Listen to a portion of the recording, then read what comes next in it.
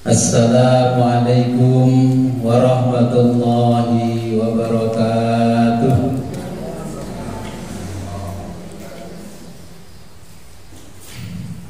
Bismillahirrahmanirrahim. Alhamdulillahirabbil alamin.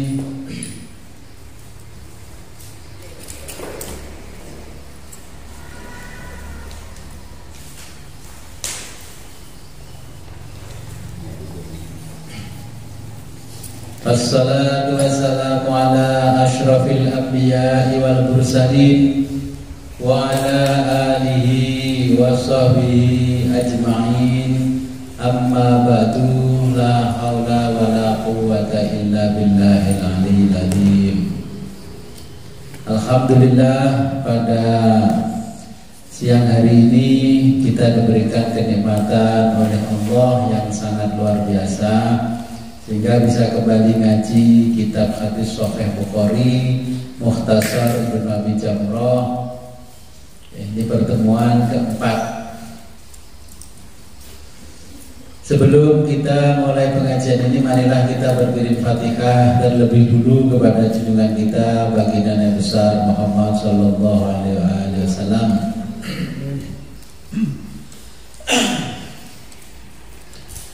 Ila hadratin nabiyina Muhammadin sallallahu alaihi wasallam wa alihi wa ashabihi wa ahli baitihil kiram. Al-Fatihah.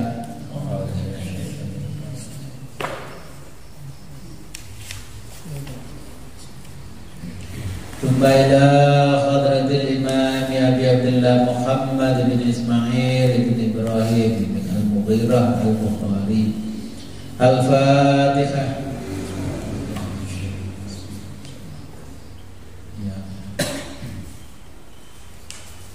Thumma ila hadratil imam al-hafidh Abi Muhammad Abdullah Sa'id bin Sa'id ibn Abi Jamrah al-Azadi al-Andalusi. Al-Fatihah.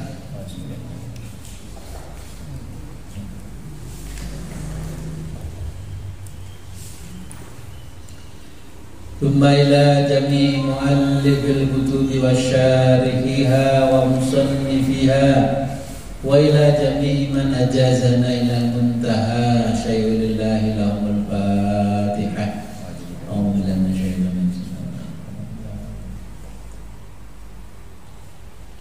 Thumma ila hadratina abaina wa ummahatina wa ajdadina wa jaddatina wa usulina wa furu'ina wa liman istama'na huna bisababihil Fatihah. Ar-Rahmanir-Rahim.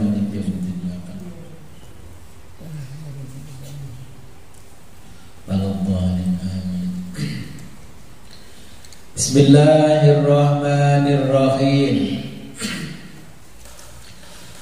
An Ibni Abbasin, diriwayatkan dari Ibnu Abbas radhiyallahu anhuma, semoga Allah meridhoi anhuma, Abbas dan Ibnu Abbas.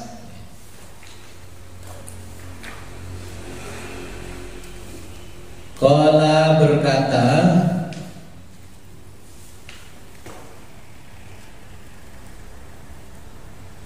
inna, sesungguhnya, wafda, delegasi Abdul Qais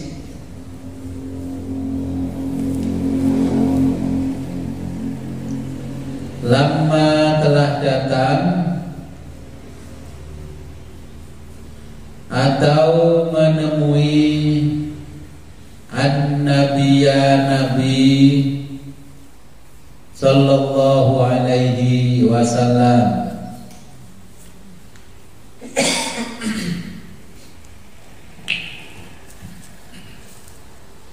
Qala, Nabi berkata, manil qaumu, kaum dari mana ini?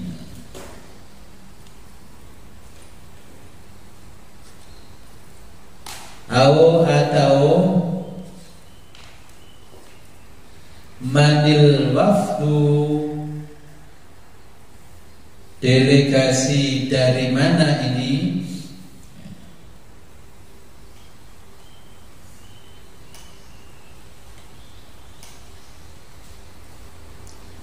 Qalu, jawab para delegasi atau para delegasi menjawab, Robi'atu, ya, delegasi dari Robi'ah.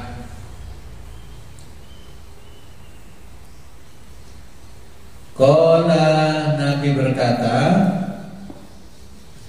marhaban bil qaumi, marhaban, selamat datang,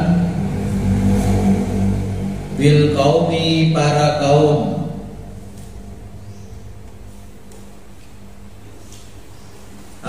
atau bil wafdi, para delegasi.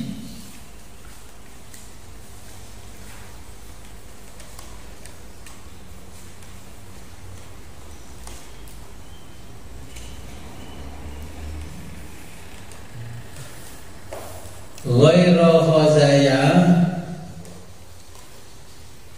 dengan tanpa paksaan, wala nadama, wala, dan dengan tanpa penyesalan. Ini kalau bahasa kita, monggo sugeng rawuh, panjenengan rawuh mriki mboten kepeksa to. Nah, ini kalau bahasanya orang Jawa, wala nadama, jenengan mboten bakal nggih getun rawuh wonten mriki. Ini kalau bahasa kita, kan ini bahasanya orang Arab. Jadi marhaban bil qaumi, selamat datang para kaum, au bil wafdi, atau para delegasi, ghairu khazaya, dengan tanpa paksaan, wala nadama, dan tanpa penyesalan. Faqalu, mereka berkata, ya Rasulullah, wahai Rasulullah, inna, kami, la nastati'u, la, tidak, nastati'u, mampu,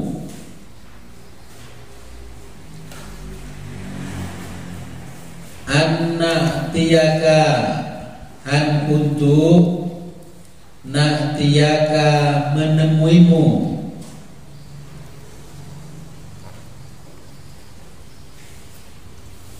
illa, kecuali,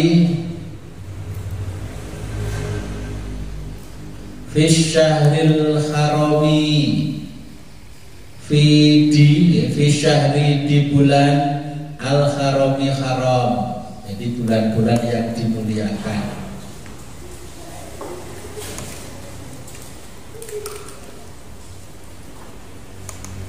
Wa bainana, antara kami, wa bainaka, dan antara engkau, hadzal hayyu, hadza, ini ada, al hayyu, perkampungan, al hayyu, perkampungan, min kuffari mudhara, min, dari kufari, orang-orang kafir, mudhar, suku mudhar.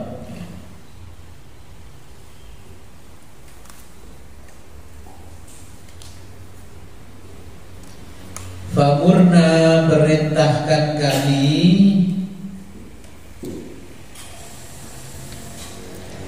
bi amrin, dengan suatu perintah,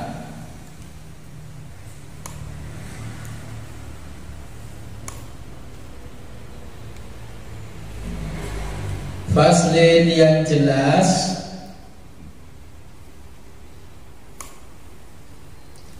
nukhbir bihi, yang dapat kami kabarkan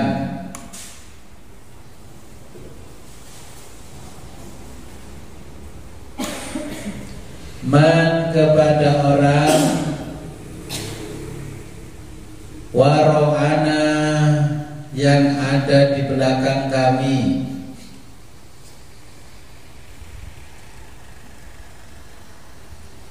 wa nadkhulu sehingga dengan itu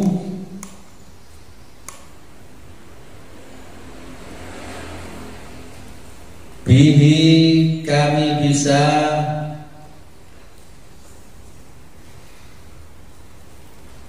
wa nadkhulu bihi sehingga dengan itu kami bisa masuk al-jannata ke surga.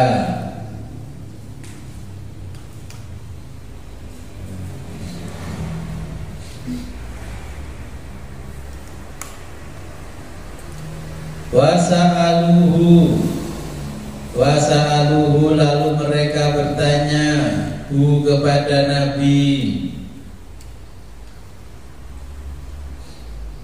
anil ashribati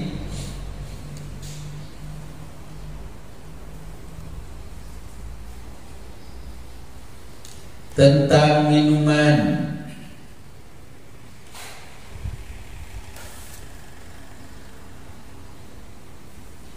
fa'amarohum kemudian Nabi memerintahkan hum kepada mereka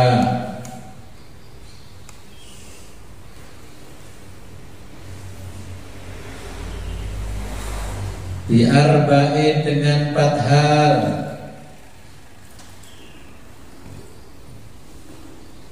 wa nahahum dan melarang hum mereka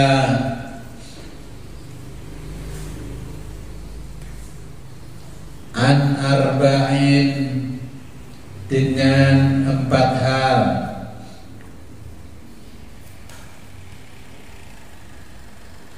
amarohu memerintahkan mereka bil imani dengan beriman billahi kepada Allah, wahdahu yang esa saja,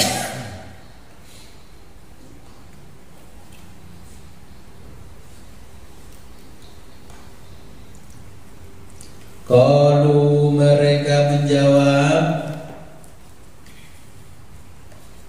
Allahu Allah wa rasuluhu dan rasulnya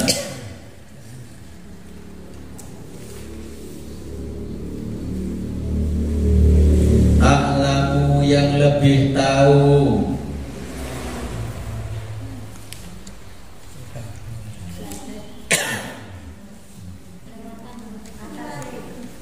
Oh atasnya Bangke bodoh wah tahunnya Kola beliau bertanya atadruna apakah kalian mengerti?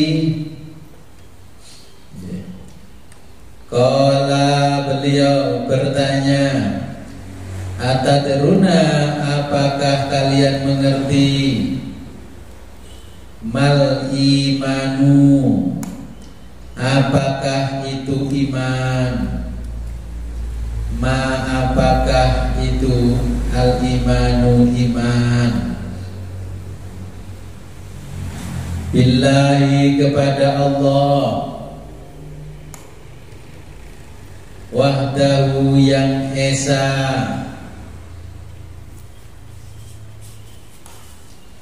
qalu mereka menjawab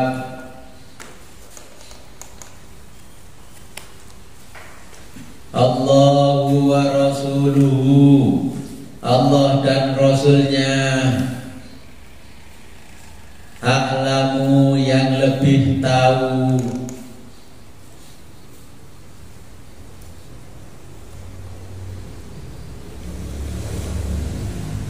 Qala bersabda Nabi, syahadatu bersaksi,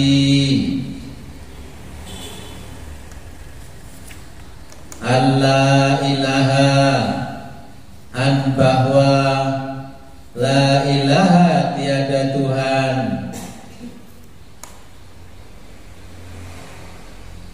illallah kecuali Allah, wa anna dan bahwa Muhammad dan Nabi Muhammad Rasulullah utusan Allah,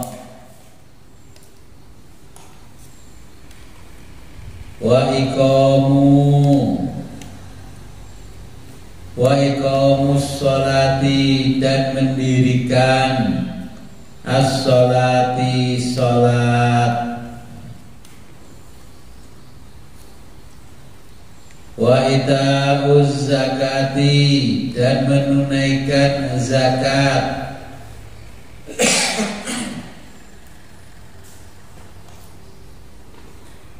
wasiyamu dan puasa Ramadhana pada bulan Ramadan,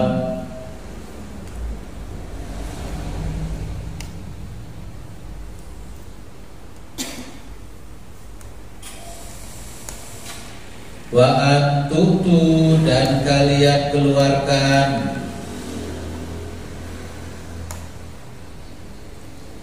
minal maghnami mina dari al-maghnami harta rampasan perang,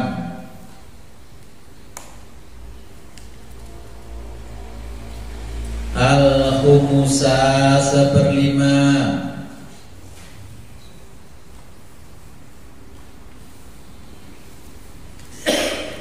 wa nahahum dan melarang mereka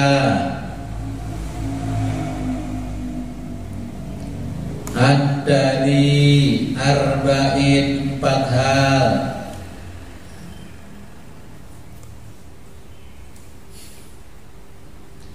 anil khantami dari al-khantam,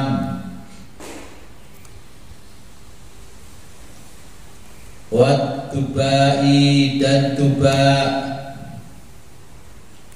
Khantam itu tembikar hijau berasal dari penguasa yang dilumuri dengan kaca. Itu kan dulu kalau masa kecil saya kan ada model guci-gucian dari Cina itu ya, terus ada pegangannya. Nah itu kan dulu dipakai bacem sesuatu. Contohnya kalau di kita kan ada orang beres kelapa, dimasukkan ke situ dalam waktu yang cukup lama, nanti baru dibuka terus bisa diminum. Ya kalau di Tuban mungkin ya mirip-mirip dengan tuak. Kalau di kita kan legen. Anil hantami dari hantam wat tubai.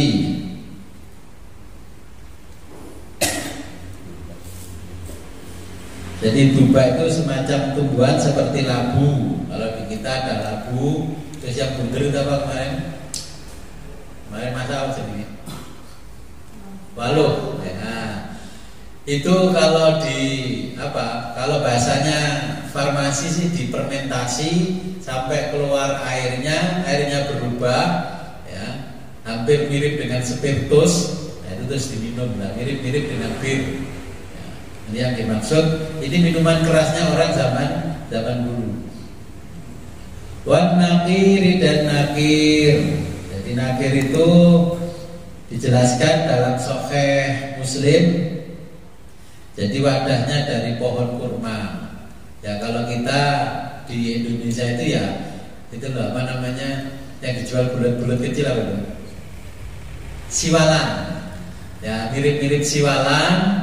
Nah terus siwalan itu difermentasi dengan cukup lama, ya ditanam di tanah dengan botol tadi, terus sekian lama baru dibuka terus disajikan dalam bentuk minuman. Kalau di Jawa adanya di mana? Tuban, itu yang di atasnya tua. Saya bau itu, oh ini kayak al-khantam kayak ini, ternyata memang itu memabukkan. Itu dari deresan siwalan seperti itu. Kalau di Arab itu kan dari kurma.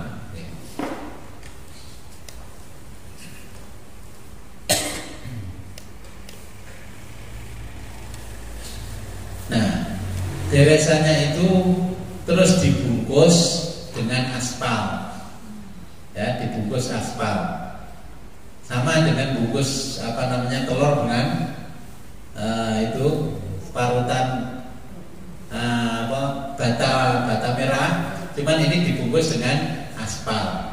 Kalau orang Jawa dulu namanya tir, tahu tir? Nah, itu yang dilakukan oleh orang-orang Arab di zaman dulu, maka Nabi berpesan tidak boleh seperti itu.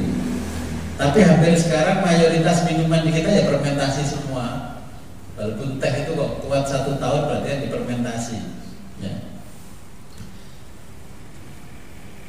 Wal muzaqqat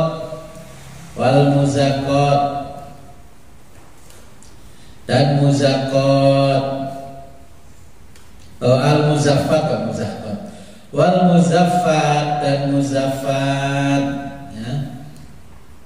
Wal warubbama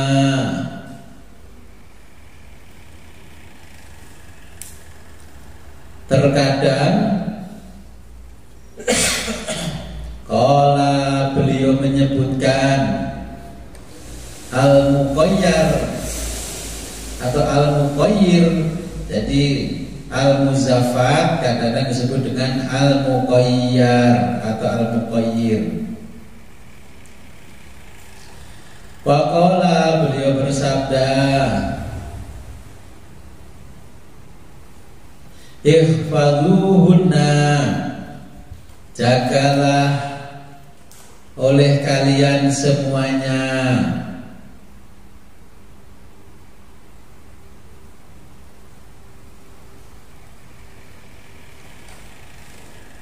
Wa akhbiru, dan beritahukan, bihinna, semua itu,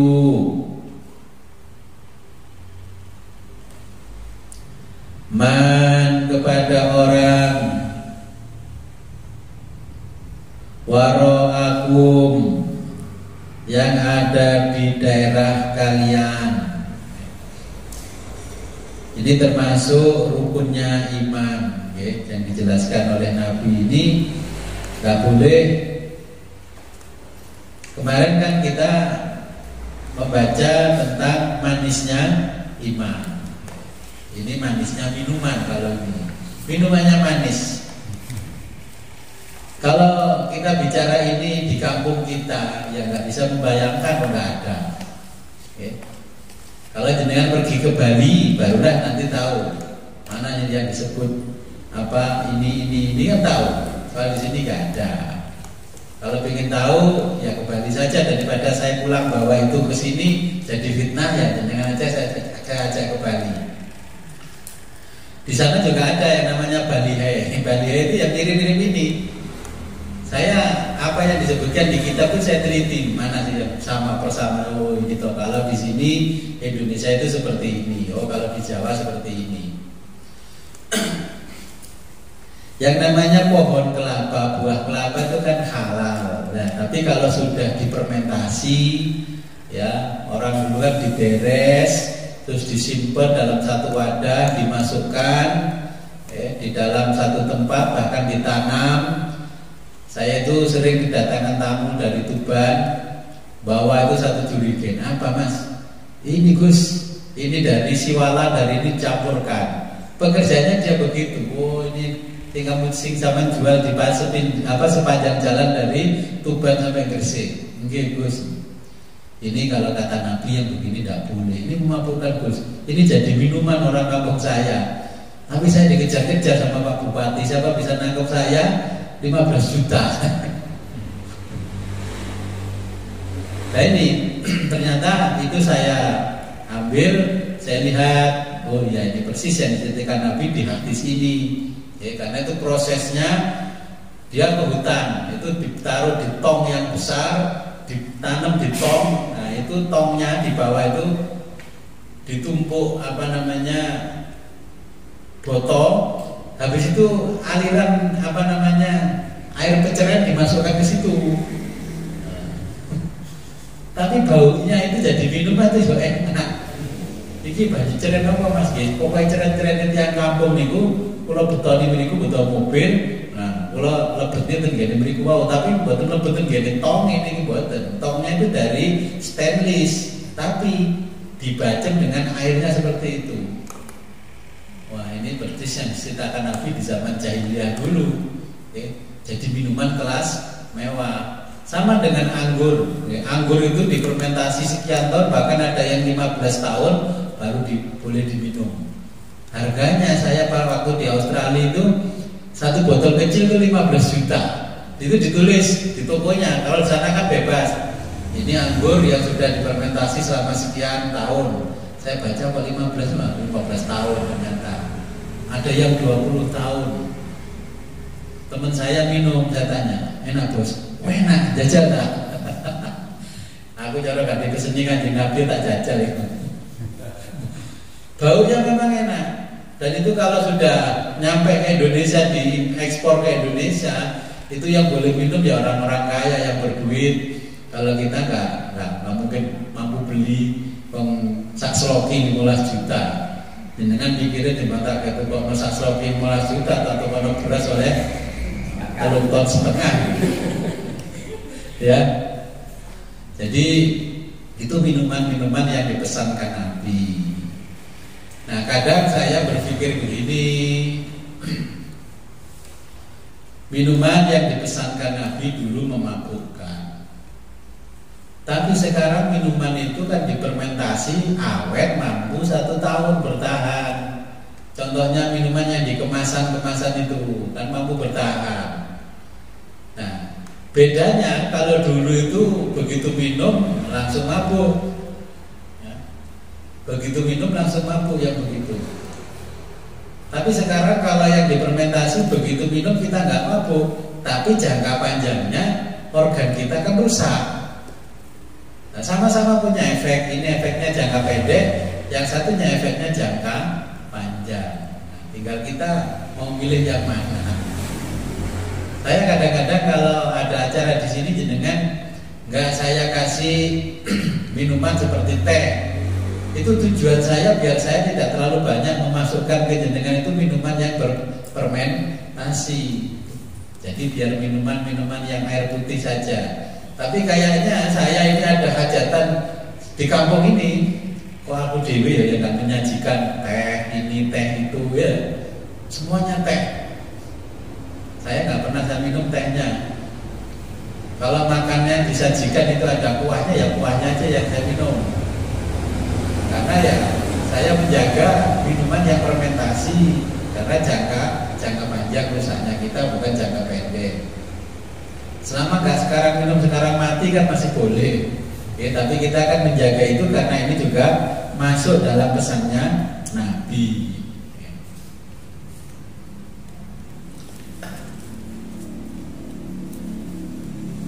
Nah, pesan dari delegasi Robi'ah itu kan mendatangi Nabi. Gak bisa ketemu Nabi kalau nggak Syahrul Haram, hari-hari yang bulan-bulan yang dimuliakan oleh orang Arab. Orang Arab itu kalau sudah bulan yang dimuliakan dia nggak mau perang. Siapapun orangnya itu sudah budayanya orang Arab. Muharram nggak perang, Ramadan nggak mau perang. Ya, walaupun dulu belum ada Islam, mereka setiap Syahrul Haram dia nggak akan perang.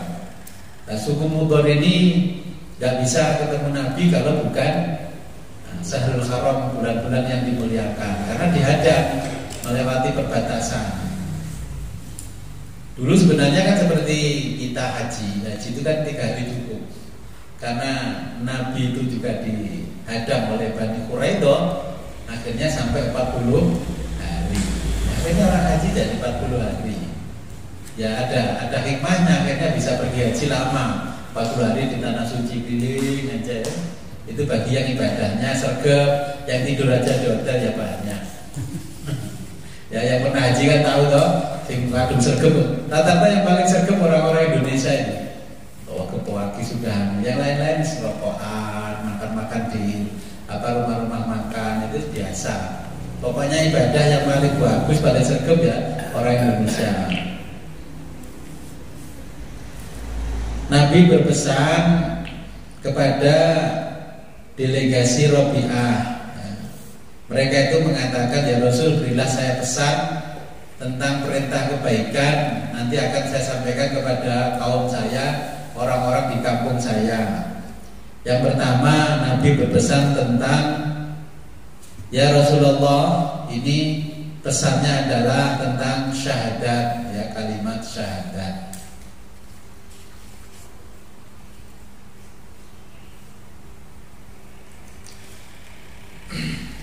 Mereka berharap supaya kenal dengan Nabi ini, ikut agama Islam, mereka bisa masuk surga. Harapannya orang awam itu begitu masuk Islam masuk surga. Nabi berpesan amarahum bil imani billah. Jadi pesannya supaya beriman kepada Allah. Qala atadruna mal imanu billahi wahdah. Nabi berkata, kamu tahu nggak iman kepada Allah yang Maha Esa? Mereka menjawab, Allah wa rasuluhu a'lam. Ya, qala, Nabi menjawab bersabda, syahadatu alla ilaha illallah wa anna muhammadar rasulullah. Jadi ini kalau ada orang, ya kalau saya kan sering ini ada orang non muslim dekat sama saya itu nggak pernah menyinggung agama, itu nggak pernah. Karena apa? Saya mengikuti Nabi. Nabi dekat orang Quraisy yang kafir tidak pernah berbicara tentang Islam. Saya juga nggak pernah bicara, tapi saya akan menunjukkan perilaku-perilaku yang Islami, supaya mereka tertarik dengan kita. Kita promo, tapi kita kelakuannya nggak baik. Ya akhirnya, alhamdulillah ada 1-2 orang setiap tahun itu pasti ada orang yang ingin mengucapkan 2 kalimat syahadat. Yang baru-baru ini kan orang dari Bali ke sini mengucapkan 2 kalimat syahadat karena dia ingin mempelajari Islam. Ya seperti itu delegasinya datang. Terus saya tunjukkan kitab sucinya dia. Ini loh kitab suci. Belum Gus kok punya Gus ya? Aku duwe. Kamu sudah yakin ingin beriman kepada Allah dan Rasulnya? Kalau kamu sudah yakin, barulah kamu nanti mengucapkan kalimat syahadat. Dengan syarat kamu harus khitan dulu. Saya suruh khitan. Ya sudah besar, usia-usianya ya sama Mas Wendy gitu lah. Saya pikir khitan, karena saya menghitankan anak saya, anaknya Bu Suri ini kan ada yang metode klem. Saya keliling, ternyata metode klem itu hanya untuk anak kecil, dewasa nggak ada. Terus saya bilang, nggak ada Mas yang metode klem, Mas, ternyata untuk anak kecil. Nah apa Gus? Kalau saya dewasa Gus, katanya ya persis Nabi Ibrahim pakai kampak. Nah, saya keliling mencari dokter dan tukang kita, ternyata nggak ada metode klaim. Maksud saya dengan metode klaim itu begitu hitam kan dia bisa kerja lagi. Ternyata nggak bisa kerja. Ya alhamdulillah ketemu tukang kita yang mau datang ke rumahnya, datangi ke rumahnya. Nah ini juga sama kisahnya persis, delegasi seperti ini datang kepada Rasulullah, ya sekarang datang kepada kita. Saya nggak menyinggung sama sekali yang namanya agama. Terus orangnya bertanya beberapa hal ya sama dengan yang dikisahkan dalam hadis ini, cuman ini versinya di Indonesia. Mereka orang Bali tanya, kenapa sih Gus babi itu kok diharamkan? Mas, aku ini nggak pernah makan babi. Saya mau tanya ke sampean, babi itu memang babi enak nggak? Oh enak Gus, babi itu enak. Dagingnya enak, pokoknya enak. Ngalahkan itu loh, bebek goreng yang bebeknya masih baya kecil-kecil, ya sedengan itu. Oh enak seperti itu. Kenapa Gus diharapkan? Babi babi dan anjing untuk umat Islam kenapa diharamkan? Kalau kisahnya kenapa babi diharamkan, itu dulu kan ketika Nabi Adam berada di surga pertama, ya semua orang disuruh menjaga tempatnya Nabi Adam. Ternyata kok bisa yang namanya iblis masuk ke areanya Nabi Adam. Orang yang pertama disuruh menjaga itu adalah makhluknya namanya naga. Kedua itu burung cendrawasih. Akhirnya setelah itu kebobolan di surga. Nah, mereka yang dulunya naga itu punya sayap, karena punya kesalahan gak bisa menjaga amanah, oleh Allah sayapnya dihilangkan. Burung cendrawasih yang sekarang ada di mana? Di Papua itu, ya sekarang dihilangkan juga kemampuannya. Kemudian burung apa tuh yang bisa mekar tuh? Nah, burung merak. Burung merak dulu bisa terbang, akhirnya karena kesalahan kemampuan berterbangnya diambil oleh Allah. Terus iblis yang masuk ke areanya Nabi Adam dan disabda sama Allah jadi anjing dan babi, makanya tidak boleh dimakan. Itu saya kisahkan kepada orang yang rombongan ke sini dari Bali. Ilmiahnya itu kan kisah. Nah ini ilmiahnya. Kalau ingin tahu jawaban ilmiahnya, nanti sampai browsing sendiri saja di Google. Ya. Mungkin dari sumber-sumber yang lain bisa sampai browsing kenapa Allah melarang kita makan anjing dan babi. Padahal kedua-duanya itu memiliki sesuatu yang lezatnya luar biasa. Karena materi penciptaannya itulah yang menyebabkan kita tidak boleh makan. Ada yang berpendapat dari sisi ilmiah karena itu mengandung cacing pita dan sebagainya. Cacing pita itu digodok dengan air yang 1000 derajat itu belum mati. Nah, bagaimana kalau kita makan dagingnya itu ada cacingnya? Nah, akhirnya kan sekarang banyak orang yang kena penyakit seperti leukemia. Nah, ini ilmiahnya leukemia kan darah putih makan darah merah. Nah, ternyata kalau diteliti secara ilmiah, orang yang kena leukemia itu dia semasa hidup ini sering mengkonsumsi sesuatu yang mengandung lemak babi dan anjing. Tapi kan kita tidak tahu, karena barang yang kita beli mesti barang pabrikan, nggak masak dewi. Masukkan bumbunya blum, wah sawedep. Gak masuk ini gak sedep loh. Coba aja dengan makan bakso itu. Ada nggak bakso sih gak sedep? Tapi kalau didinginkan, setelah dingin rasanya apa? Kan getir ke mulut kita ini. Nah ini mengandung hal-hal yang sama dengan yang dijelaskan oleh Nabi di sini. Ya. Pertama itu disuruh mengucapkan 2 kalimat syahadat. Kedua adalah wa iqamus sholat, mendirikan sholat, bukan melaksanakan sholat. Kalau melaksanakan sholat ya nanti kalau bersama orang Islam sholat, kalau sama orang Kristen ya ke gereja. Nanti begitu pengertiannya. Saya punya teman di sini ya orang Chinese. Kalau ikut saya Jumat ya ikut Jumatan. Kalau balik sama teman-temannya ke gereja, saya tanya aku ini sih kok mantepi opo? Kok melo aku nang masjid? Hafal doa-doa sholat itu hafal. Ben nanti rasa mlebu alam kubur gantung antara dunia karo kuburan. Saya bilang begitu. Ya, itu kan dia sama dengan itu. Wa ita zakat, mengeluarkan zakat. Jadi mengeluarkan zakat itu bagi orang-orang yang kaya. Yang tidak kaya tidak diwajibkan zakat, malah mendapatkan zakat. Wa siyamu Ramadan, puasa Ramadan.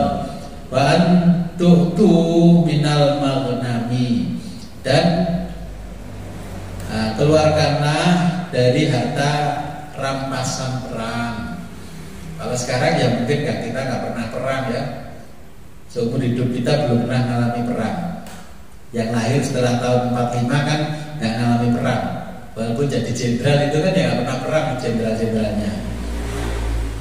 Nah 1/5 kalau jenengan nggak dapat rampasan perang, terus tiba-tiba di sawah, di kebun, menemukan harta karun. Ya sama, itu keluarkan dulu 1/5 gitu.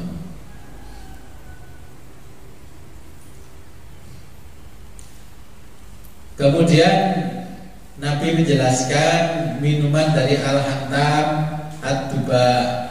Ya. Saya menemukan lagi minuman yang disebut-sebut Nabi itu ternyata ya di area-area sana. Itu yang plek seperti yang disebutkan Nabi. Kalau di sini kan mungkin turunannya, model-model turunannya. Ya. Di Jazirah Arab bagian timur ternyata ya masih banyak orang yang minum minuman seperti ini. Di negara-negara Arab yang penduduknya masih banyak yang Kristen, Nasrani itu ya masih banyak ya. Bahkan di setiap warung itu juga ada minuman seperti itu dilegalkan. Kita jangan mengira bahwa semua Jazirah Arab itu orangnya Islam ya. Di sana juga masih banyak yang Kristen. Terus saya mampir di warung, makan-makan sama ngopi, lagu-lagunya qosidahan. Qosidahannya Mubarak ya Maria, terpujilah Bunda Maria. Terus saya tanya yang punya warung ini warungnya siapa? Yang punya warung orang Kristen Ortodok. Oh, di Jordan itu orang Kristen Ortodok masih banyak. Ya, gila nangun aku dipuji-puji jelas Islami gila qosidahannya. Padahal itu syair-syairnya Mubarak ya Maria. Ya untuk ngerti bahasa Arab, kalau ngerti bahasa Arab, terus dipikir itu jelas kayak kita qosidahan, khadroan gitu kan. Ya, padahal itu ya dari sana aslinya. Terus minuman-minuman yang disebut Nabi itu ternyata masih banyak kalau di sana. Kalau di sini ya mirip-mirip sama yang kita anggap seperti namanya apa? Ya kayak tua, ya terus baceman ketan ireng, stopi miring dan sebagainya itulah. Ya. Cuman sekarang kan orang sekarang ngawur ditambahi macam-macam pentol korek, virtus, akhirnya begitu minum oplosan langsung koin. Ya. Kita lanjutkan an Abi Mas'ud anin Nabi sallallahu taala alaihi wa ala alihi wasallam.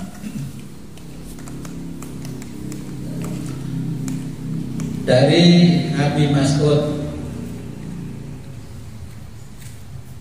anin Nabi, dari Nabi sallallahu taala alaihi wa ala alihi wasallam, qala bersabda, idza ketika anfaqa memberi nafkah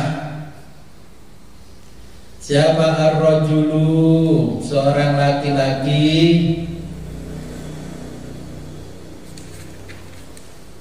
ala ahlihi kepada ahlinya atau keluarganya, yahtasibuha dengan niat berharap pahala, fahuwa maka nafkah tersebut lahu baginya shadaqatun adalah sedekah. Nah ini Nabi menjelaskan jenengan kalau bekerja diniati ibadah. Jenengan di Pak Haji, wonten nang pasar, lah kok nyambut gawe ngene kok gak nyambut gawe. Lah tak duwe kayak sori ayam. Nah kalau jenengan ke pasar ditanya orang jawabnya begitu, ya gak dinilai sedekah nanti pulang dari pasar. Pak Haji mau kemana? Saya mau ke pasar, ngapain? Ya mau ibadah saya ini, mau bekerja untuk menafkahi keluarga. Nah kalau untuk menafkahi keluarga dengan niat ibadah, maka apa-apa yang kita berikan kepada keluarga itu dinilai oleh Allah adalah sedekah.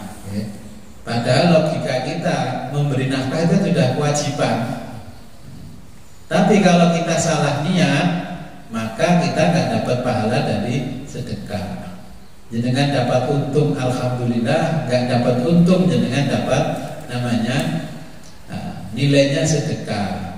Maka Makanya umat Islam itu niat pergi bekerja adalah mencari nafkah, ibadah karena Allah, ya. Kalau niat semua itu kan tergantung niatnya, makanya diniati pergi ya mencari nafkah.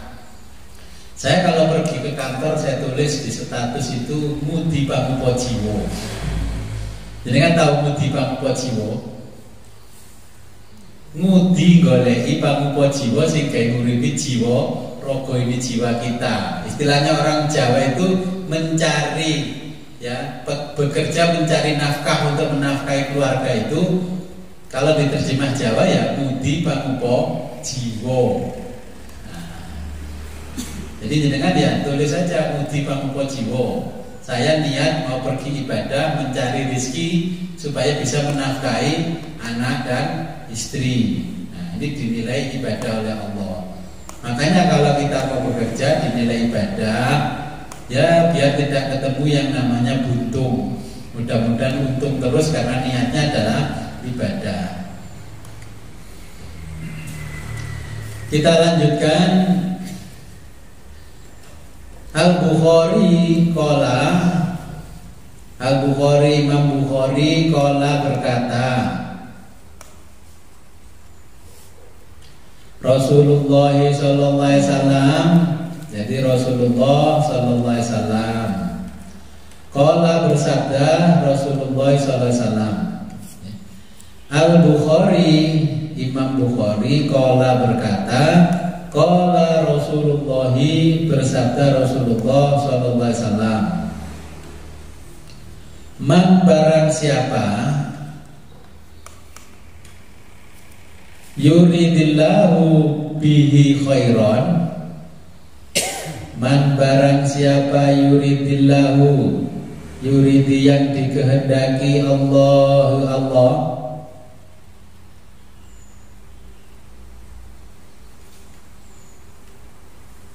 khairan kebaikan, man yuridillahu bihi khairan, ya khairan kebaikan, yufaqihu maka ia akan difahamkan fiddini tentang ilmu agama. Jadi kalau Allah menghendaki kita, ya kita menjadi orang baik, ya dengan sendirinya Allah akan memahamkan kita tentang ilmu agama. Wa innama, bahwa al ilmu bitta'allumi, hanya bisa didapat dengan cara ngaji. Kalau bahasa kita ya ngaji, bahasa Indonesia ya belajar. Jadi jenengan tidak usah repot-repot mengajak orang baik, ya. Kita ini kan masih belajar baik, kalau hari ini belum baik, kita masih belajar baik. Bagaimana caranya jadi orang baik? Orang itu kalau sudah dikehendaki Allah menjadi orang baik, dengan sendirinya orang itu dipahamkan oleh Allah tentang agama. Walaupun orang dulu belajarnya di pesantren lama, tapi gak dikehendaki Allah jadi orang baik, ya ilmunya luntur. Seperti ini. Jadi jenengan yang gak pernah belajar, tapi karena Allah menghendaki jenengan jadi orang baik, tiba-tiba ditemukan jalan bagaimana jenengan bisa memahami ilmu agama dengan baik. Dulu ketika saya di pondok juga, kata teman-teman gak pernah ngaji, gak pernah belajar dan sebagainya. Terus tiba-tiba ya saya dilaporkan ke abah saya, katanya gak pernah ngaji. Terus tiba-tiba bisa ngaji. Ya kata orang tadi, weh ini hari ini oleh ilmu laduni gitu. Ya sebenarnya bukan laduni. Ketika saya belajar, saya itu delik, bersembunyi supaya gak kelihatan teman-teman. Saya belajarnya kalau mau mentelaah kitab lagi itu ya malam hari setelah tahajud, itu di pondok pagi. Ya ngaji. Padahal orang yang berkata begitu itu di sebelah saya juga ikut ngaji, tafsir Jalalain ya ikut, semuanya ikut.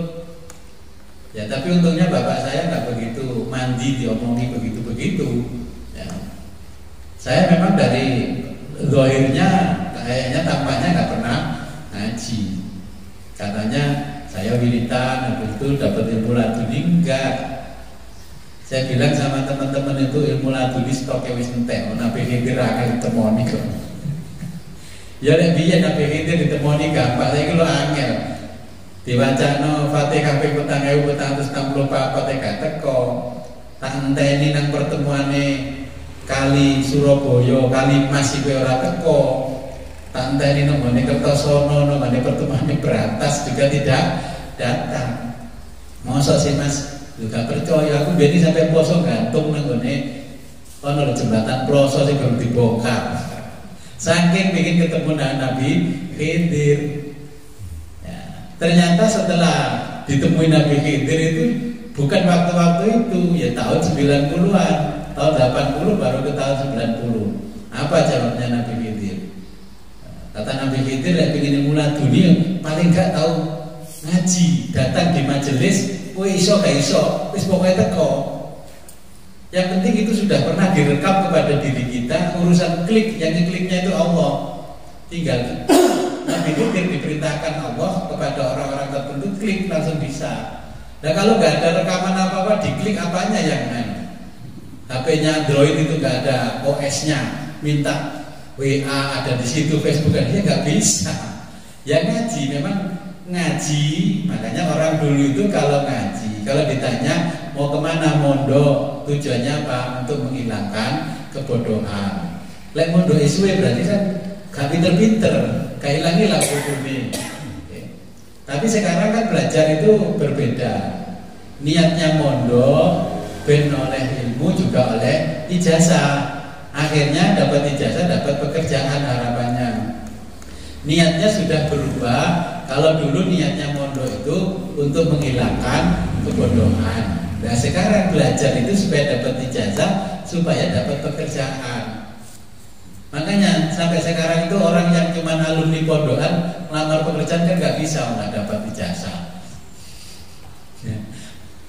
Makanya sekarang ijazahnya harus formal. Nah ini apa yang dimaksud oleh Nabi, mayyuridillahu bihi khairan yufaqihu fiddin. Dengan jangan khawatir walaupun tidak pernah mondok, tapi kan sekarang ngaji bulan Ramadan. Ini kalau Allah menghendaki, jenengan pasti akan dipinterkan sendiri oleh Allah. Yang penting krungu tok. Apa bedanya krungu dengan YouTube dengan langsung tatap muka dengan guru? Ya memang ketika merekamkannya itu harus berada di hadapan guru. Kemarin ada pertanyaan dari Abah Zaini, Gus saya kan hari pertama gak ngaji, ya. Terus saya mendengarkan di YouTube itu YouTube-nya jenengan ngaji, katanya kalau mau ngaji hadis itu membaca hadis kan luar biasa itu barokahnya, bla bla bla gitu kan. Oh iya, terus gimana? Saya itu ingin penjelasannya gimana Gus. Ya udah kalau penjelasan nanti ibu-ibu biar pulang dulu baru jenengan saya jelaskan karena waktunya sudah jam 3. Jadi saya jelaskan begini, jenengan kan punya budaya dan kebiasaan ritual membaca manaqib. Kenapa ritual itu nggak diganti membaca hadis saja sebagaimana disampaikan oleh Syekh Ibnu Abi Jamroh? Kalau jenengan rutin setiap malam membaca manaqib, tingkatannya lebih tinggi mana membaca hadis sama membaca manaqib? Nah, kalau bisa ya jenengan, saya nggak mengharuskan jenengan berhenti membaca manaqib, dah. Jenengan ya harusnya memang membaca hadisnya Nabi di setiap waktu. Ya, itu karena ada keberkahan yang luar biasa yang disampaikan oleh Imam Bukhari dan sudah ditajribah, dieksperimen oleh ulama-ulama besar termasuk Ibnu Abi Jamroh. Maka di situ Ibnu Abi Jamroh kan mengatakan, ya, bidawami ridhohu, dengan langgengnya ridhonya Allah di dalam surga. Nah kira-kira kan kita minta ridho Allah itu maksiat apa enggak? Kan pertanyaannya begitu, ditanya oleh Imam Ibnu Abi Jamroh. Kita minta keadilan maksiat apa enggak? Dan kita minta syafaat ke Nabi, kira-kira maksiat apa enggak? Kok kita membaca sholawat kepada Nabi nggak pernah tulus lillahi ta'ala. Baca sholawat yang dilihat kan faedahnya.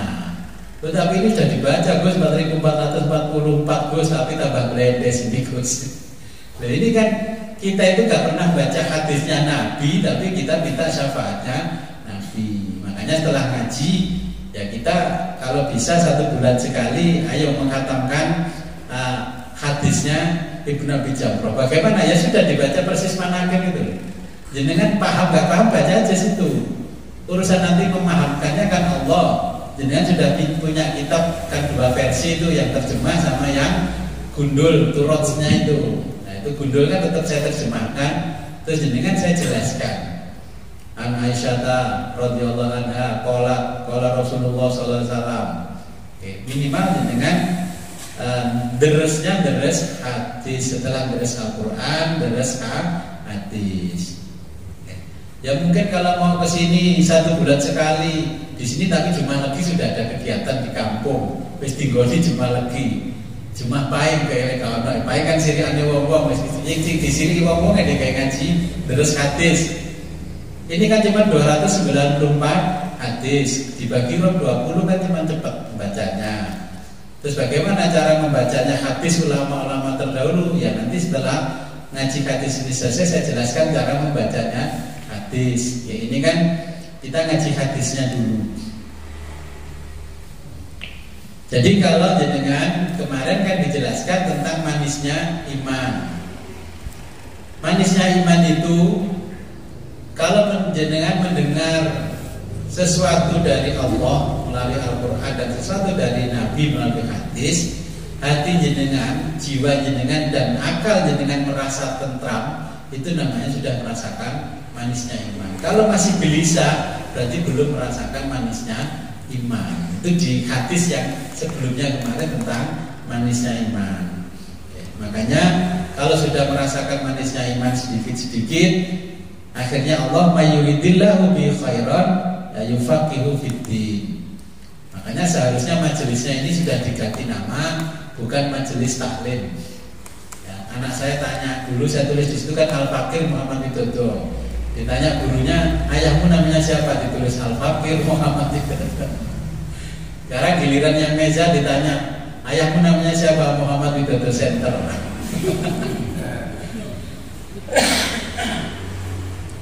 Jadi majelis taklim, ya sekarang majelis tafaqquh fiddin. Al-Majlis Tafaqquh Fiddin. Saya pernah menulis majelis Tafaqquh Fiddin Al-Badasi. Tapi akhirnya nggak saya tulis lagi karena apa? Jamaah ngaji saya belum mumpuni, saya aja menjadi Tafaqquh Fiddin. Contohnya jenengan tarawih 2 rakaat sama 1 witirnya wis belum bisa menjawab, ini berarti belum bisa tafaqquh fiddin.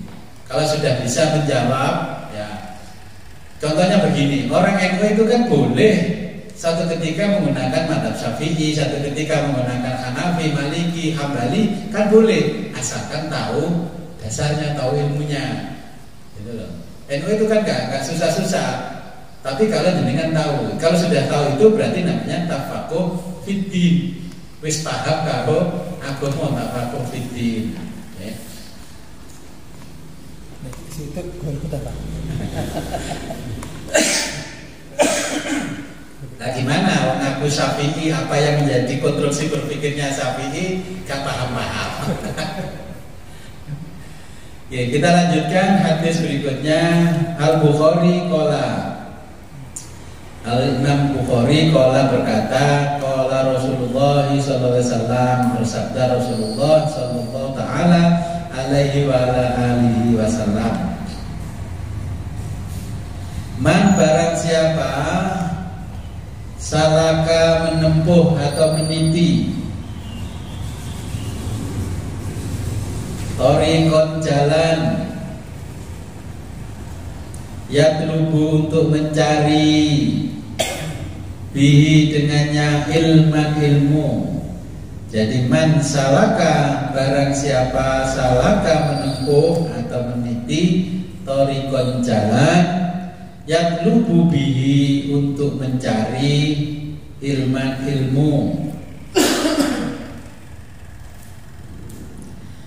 Sahhalallahu lahu, sahhala maka akan dimudahkan Allahu oleh Allah lahu baginya Thoriqon jalan ilal jannati menuju surga. Jangan kalau punya niat ingin meniti jalan menuntut ilmu walaupun terlambat usianya, ada saja jalannya. Orang-orang yang secara ekonomi tidak mampu, tapi kalau dia nekat, yaitu tetap bisa sekolah. Tapi malah anaknya orang yang kaya-kaya, tapi dia nggak nekat, ya nggak ada, nggak ketemu ilmunya. Dulu saya sekolah juga nekat, ya. Ketika sudah keluar dari Badas, ada di Jawa Tengah, di Jawa Barat dan di mana-mana, ya setengahnya nekat. Bondone cuma cengkir, kencengnya pikir. Akhirnya dapat ilmu yang bermanfaat. Makanya jaminannya Nabi, man salaka thariqan yatlubu bi ilman sahalallahu lahu thariqan ila jannah. Yang dimaksud jannah ini surga yang nanti akan kita huni. Juga jannah itu kesenangan-kesenangan ketika jalan keluar ketika kita menuntut ilmu. Saya dulu ketika menuntut ilmu begini.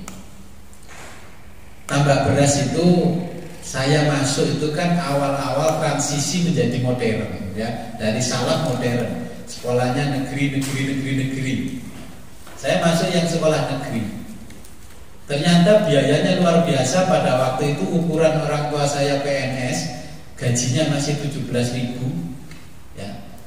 Gak cukup kalau dipakai nyekolahkan saya. Saya itu hanya menemukan catatannya Mbah Yai Hasyim yang disimpan bapak saya. Dulu itu ada lukisan Mbah Yai Hasyim, adanya di ruang tamu sebelah barat dulu. Ya, itu ada lukisan, ya, ada tulisan hadis ini, man salaka thariqan yatlubu bihi ilman sahalallahu lahu thariqan ilal jannah. Nah, terus itu di bawahnya itu ada tulisan tentang khosoisun Nabi. Itu yang saya abadikan di tembok itu. Itu katanya kalau susah, krisis pribadi, suruh baca itu. Nah, saya itu ketika di pondok susah, habis dikirimi beras, duluan belum ada ngekos, belum ada, ya, kirimi beras sama apa saya, berasnya itu sudah diambil yang besar senior, dijual ke toko pakai beli rokok. Saya itu mangan mana, ya. Akhirnya saya wiritan, saya membaca khosoisun Nabi itu, yang dibaliknya fotonya, lukisannya Mbah Yai Hasyim. Setiap saya habis itu, terus di kitab saya Riyadhus Shalihin, kitabnya masih ada saksinya di situ tuh. Saya setiap ngaji Riyadhus Shalihin masih punya hadis Riyadhus Shalihin, itu setiap baca hadis itu, ada uang, ini ada uang. Akhirnya saya bingung, ini uangnya siapa? Jangan-jangan dijebak teman saya. Saya biarin aja uangnya. Terus saya ngaji hadis lagi setiap malam. Buka lagi, lembaran sebelahnya ada uang lagi. Terus saya pulang itu cerita tentang khosoisun Nabi. Apakah seperti itu khosoisun Nabi kalau dibaca di waktu krisis? Seperti yang kemarin diceritakan, ketika di waktu krisis, negara yang krisis saja pemimpinnya membaca hadisnya Bukhari, itu kan krisisnya dihilangkan. Berarti kalau krisis pribadi ya harusnya dihilangkan. Nah, akhirnya saya baca itu, ternyata iya. Sampai keterusan, sampai lulus mondok, ya kalau nggak punya uang saya baca itu. Tapi sekarang saya baca itu kok nggak muncul uangnya. Wah, wis gak mandi berarti ya. Terus sampai saya ada di Jawa Barat, ketika nggak punya uang, saya baca itu lagi. Oh, ternyata iya. Tapi ketika sudah nggak kepepet, rekening saya banyak uang, tak mau coba bolak-balik kok nggak mau lembaran duit.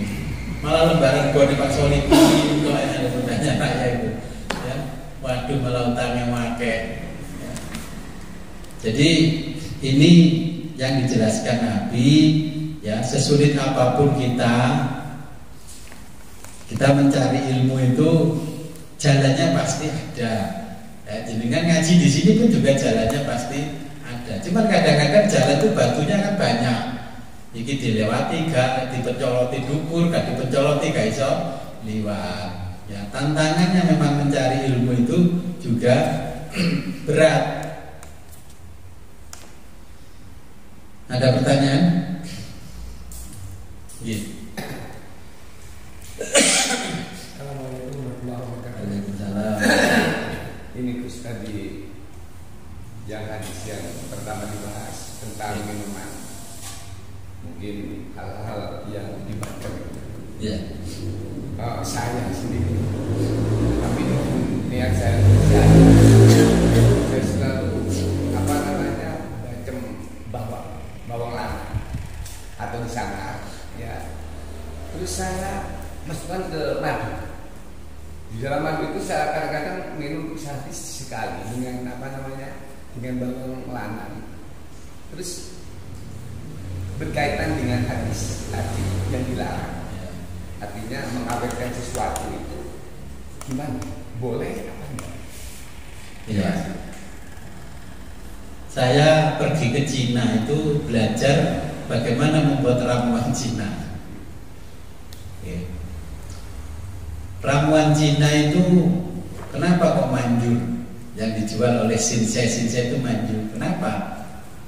Ternyata obat itu di obatnya orang Cina dan orang Jepang itu ada salah satu campuran yang pernah disebutkan Nabi di kitab Al-Adkar, ya, ada namanya al-kumma. Al-kumma itu persis belendok. Kalau orang Jawa itu belendok. Apa belendok bahasa Indonesianya? Getak. Itu bisa ditanam di satu tempat yang oksigennya sedikit, adanya di Himalaya. Itu al-kumma. Terus saya bandingkan dengan orang yang obatnya dengan cara dibacem. Seperti rumusnya herbal yang sekarang lagi ngetren, bacem bawang lanang, kopi lanang, semuanya yang lanang-lanang. Terus saya juga pernah ditanya hal yang serupa oleh tamu ke sini, Gus, saya kalau berobat dengan cara begini bagaimana? Kalau tujuanmu berobat tidak apa-apa, tapi kamu harus memberi jangka waktu. Kalau sekian bulan saya nggak sembuh, jangan dilanjutkan. Berarti nggak ada efek buat kamu. Nanti kalau kamu lanjutkan, nanti justru organ yang rencana kamu obati rusak karena bacemannya, bukan karena bawangnya tadi. Ya, karena bawang sudah fermentasi menjadi baceman tadi. Nah, terus madu. Ini yang jadi masalah kan madu zaman now, ini zaman sekarang. Madu itu rata-rata ternyata sekarang juga orisinil. Saya sampai mendatangi peternak lebah, disuruh meres-meres sendiri. Ya saya peres, siapa nggak yakin itu tempat lebahnya, disuruh meres. Nyampe rumah, saya masukkan ke piring, saya putar-putar begini, berlawanan dengan arah jarum jam. Saya kasih air sedikit, ternyata nggak bisa membentuk rumah tawon. Berarti itu madunya tidak asli. Iki wis mari bawangnya dibacem, madunya gak asli pisang. Makanya setelah minum madu dengan bawang baceman mesti efeknya seri, batuk. Dan batuk enggak. Itu karena dua-duanya tidak asli. Jadi bahasanya tentang sesuatu yang difermentasi, ukurannya boleh selama itu tidak berubah menjadi zat yang lain. Contohnya kalau yang bawang itu airnya nanti nggak berubah menjadi spiritus, itu masih boleh dikonsumsi. Kalau jenengan bacemnya itu kan cuma dibakar, itu kan cuma dibacem sebentar, toh nggak sampai setahun, itu belum kategori seperti yang disampaikan Nabi. Ya, itu sing nginepno bawang masih memberikan bawang itu ditaruh di tempat lain dalam beberapa malam. Yang dimaksud di hadis ini itu dengan waktu yang cukup panjang. Sampai setahun. Anggur itu sampai 5 tahun, sampai 10 tahun. Bahkan kalau jenengan nggak jauh-jauh ke Australia itu yang 50 tahun itu ada anggur. Tapi kalau jenengan minum anggur itu dengan ramuan, langsung sekujur tubuh ini enteng. Masih ingat dulu itu kan kita nggak nyebut merek ya, karena ini nanti masuk di YouTube. Kalau beli jamu kan pasti anggur. Paling anggur mboten Mbah. Oh ya anggur, gak anggur boyoko ora waras. Masih ingat toh?